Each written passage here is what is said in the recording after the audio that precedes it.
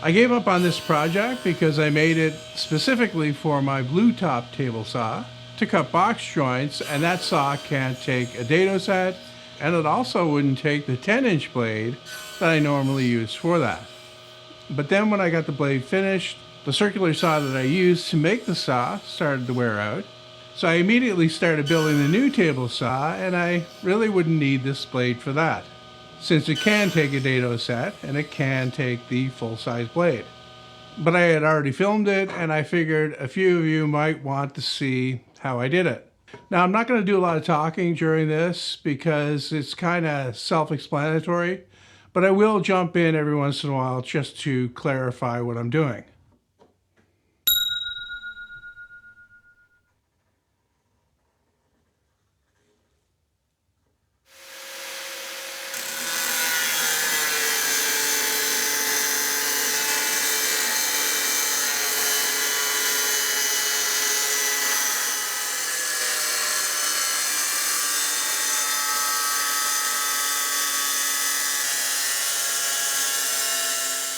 I cut it about halfway, and then I flipped the blade over and drew the line again so that I could finish cutting from that side.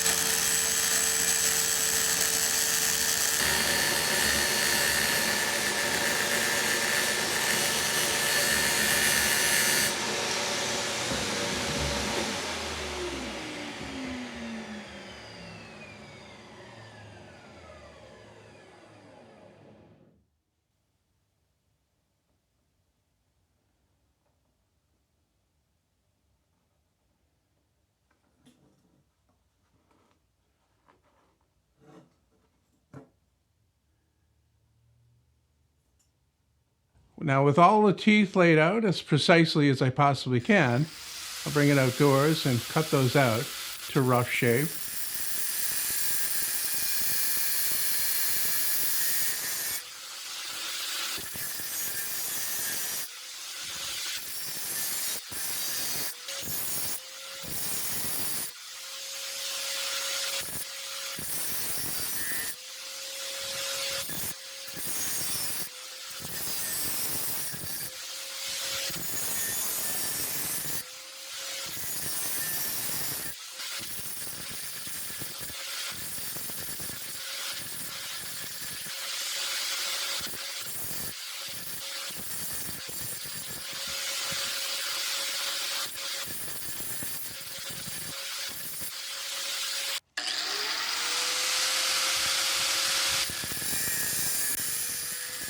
And what I'm cutting here is the end of an old bar clamp.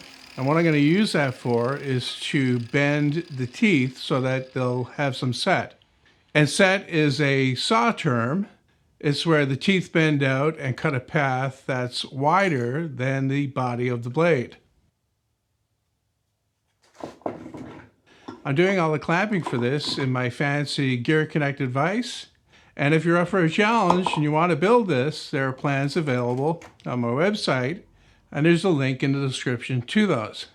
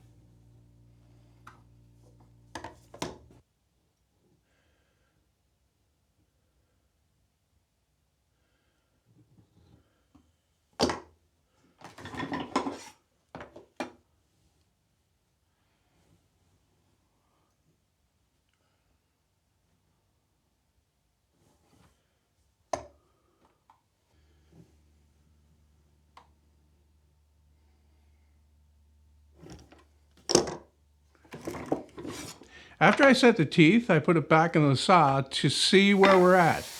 Like, see how wide the kerf is that this thing is cutting.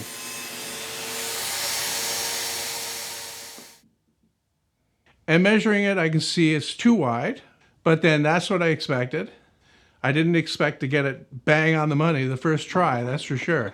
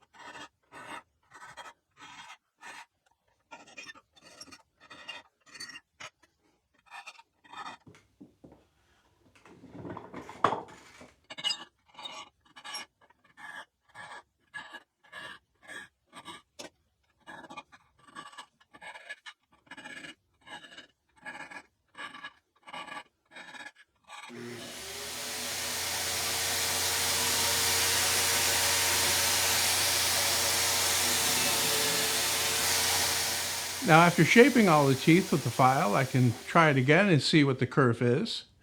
And I can see it's still too wide.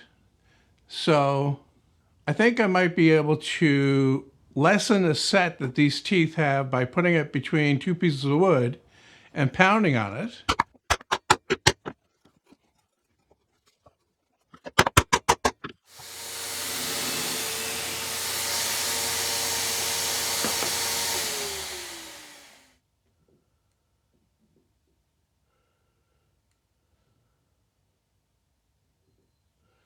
And that didn't make a whole lot of difference. So I've got a clamp here, and I'm going to try to squish together a pair of teeth at a time and go all the way around the blade.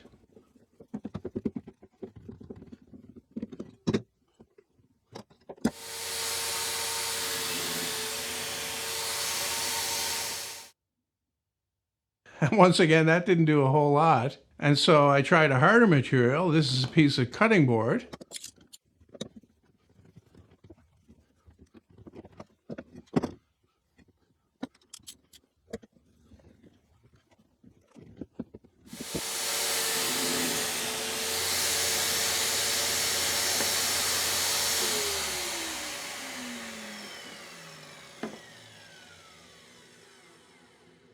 And it's a little bit closer, but still not completely there. So maybe if I file a little bit off the face of the teeth, that'll reduce it just enough to make it usable. And my intention right after doing that was to make a sample to show how it cuts, but for some reason I didn't do that. And then the project went on the shelf. So when I pulled it back out to edit it for this video, I quickly went out and cut a sample then. And that's what you're watching now. Of course, I'm using my new table saw, and this is my ultimate box joint jig. If you're interested in building this, there are plans available as well. And once again, the link is in the video description.